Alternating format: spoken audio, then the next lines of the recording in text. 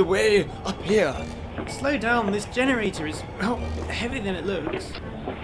Come on, man. We must move fast if the conditions are to be correct. What next? We have to sally forth across the roof. With no light? Are you mad? We have moonlight. It is enough. I think I'd rather have a torch. And risk them seeing us down below? Nay, forward we go. Don't look down. Almost there. Stop right there! We know what you're up to. Cosin's College won't let you get away with it. What? You've cut down the Cosin's flower bed, and now you're trying to burn down the cathedral. Typical Hatfield. No, you've got it all wrong. Out of my way, Catholic scum. Look out, Sir Herbert. She's got a pitchfork. Damn, I left my trusty sword in my other pantaloons. And in the 16th century... Damn. Oh, yikes, that was a close one. Hold still so I can kill you. I'm determined wench, isn't she? Over here, Herbert. See if you can use that weathercock. Oh, that was nasty.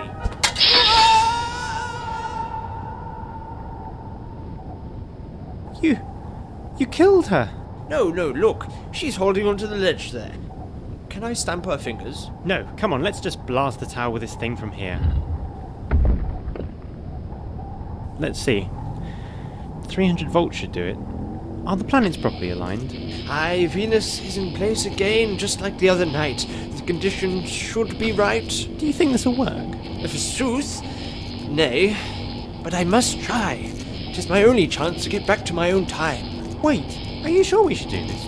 We might start another fire. What would you rather be, sir? A librarian or an arsonist? Is there a third option? Just hurry up and make some lightning. Fine. Okay. Here goes.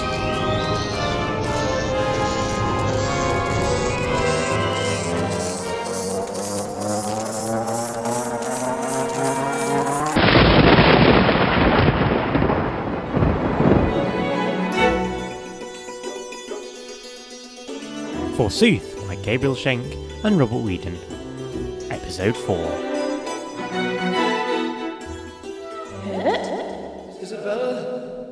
My dear? Oh, my dear. Rest now, my sweetheart. You've had a nasty shock. Yes, a nasty... But the lightning... Did it work? I'm afraid not. Isabella! I think I saw some movement. Isabella! Look, his eyes are twitching. I think he's waking up. Isabella! Sir Herbert, you're awake. Where am I? Prison again? Well, not quite. It's called a hospital. It's where they make you better. Oh, I'll never get used to this age. Everything looks so different. And I assume medicine is at least the same. Hast thou drilled my skull and purged me of my humours yet? Yes, something like that. The leech wizard has just gone. Excellent. I feel resonance with new energies. Are you sure you should be getting up? You absorb quite a lot of electricity up on the cathedral. I feel fine. We must try again. I must get back to my own time. Ah, you're awake, but get into bed. The doctor hasn't discharged you yet. My dear lady, I am feeling very sprightly this morning, and verily I would a spark from this apothecary. Nonsense. I've brought you some breakfast.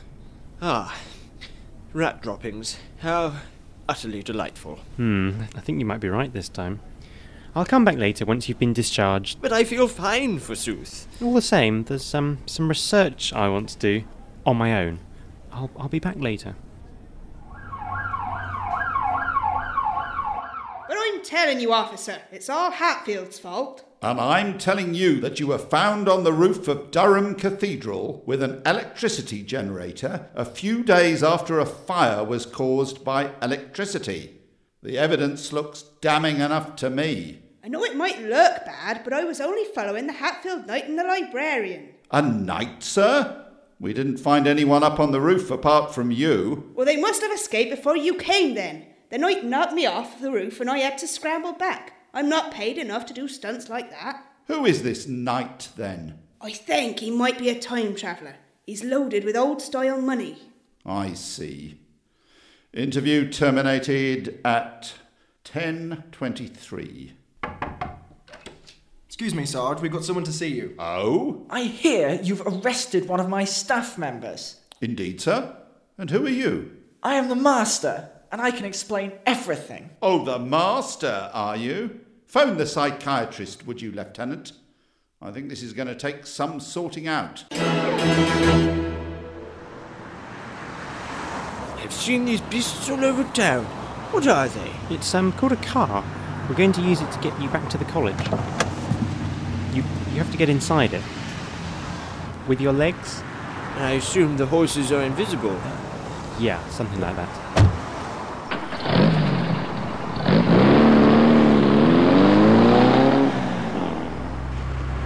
Verily, the scenery is so different from my time.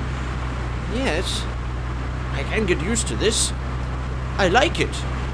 People look happy in the future. Oh, that's just students. And you'd be happy too if you didn't have to do any real work. Students?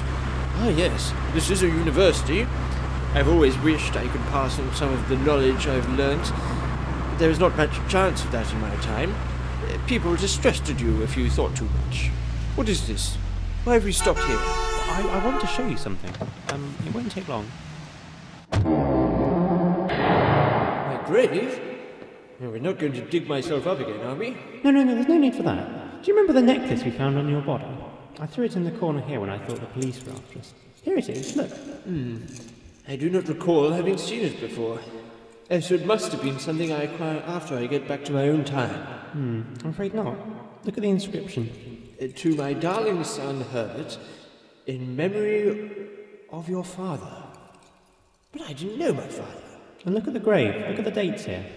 Born in 1628, but I was born in 1604. Somebody's got their dates muddled. Oh, except 1628. That's when my son was born. My son, called Herbert. This is his grave, isn't it? I'm afraid so. I looked you up in the cathedral archives, you see. There's one line in the records of this parish about you. Sir Fontaine, killed in a fire on the cathedral spire. They think I'm dead. They think I'm dead. And this is all that is left of me.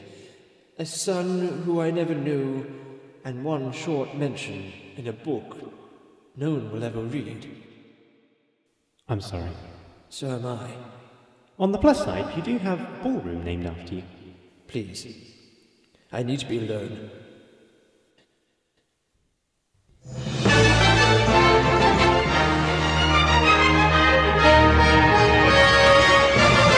The spire of Durham Cathedral, which burned down in a mysterious fire last month, has since been repaired after a fundraising campaign by the Right Reverend Tony Bish. Local enthusiasts have connected the incident to a similar fire at Durham Cathedral in 1629, when the spire was set alight by lightning. The west towers carried lead-covered spar after the old one had been struck by lightning and burnt.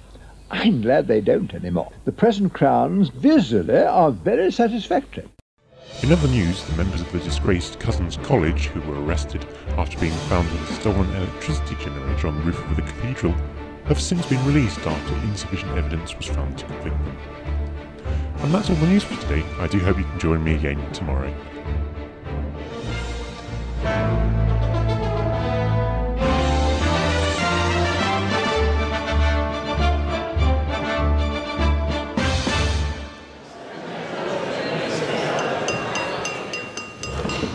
It is with great pleasure that we can appoint a new tutor of Elizabethan history to our college SCR.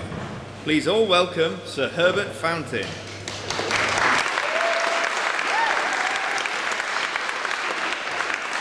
And thank you, everyone.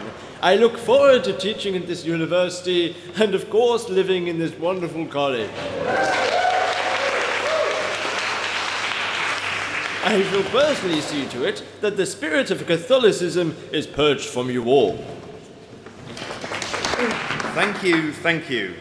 And may I say that your donation of 100 florins was most appreciated. With this money, we shall now build a wall to block out the sight of Cosin's College. Now the choir will sing the college song.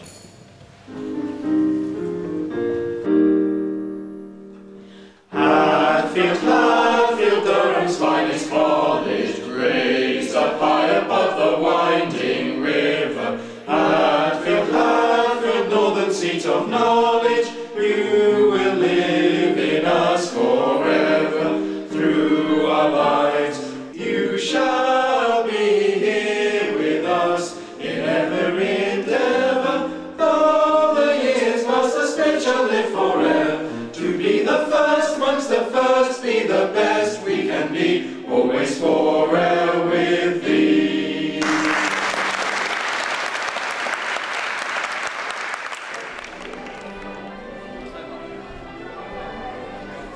must admit that I am pleased with my new appointment, but I have not given up hope that I will one day find my way home.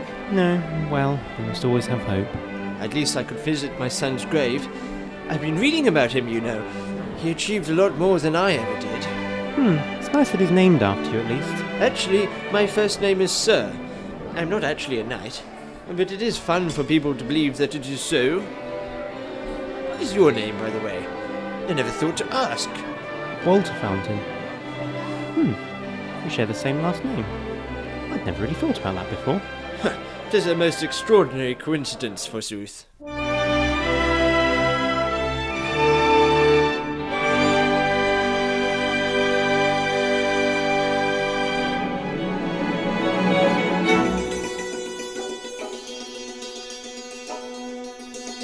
Forsooth by Gabriel, Schenk and Robert Weedon. Episode 4, An Overstayed Welcome, featured Gabriel Schenk as Sir Herbert Fountain, Robert Weedon as the librarian, Emma Deering as the gardener, Kate Young as Isabella Fountain, Hamish Lees as the nurse, Christopher Schenk as the detective, Gareth Jones as the policeman, Ian Moyes as the master of Cosin's College, and Andy Byrne as the master of Hatfield College. The title theme was by Jim Cook. The series was produced and edited by Robert Weedon, and it was a political statement production for Purple Radio.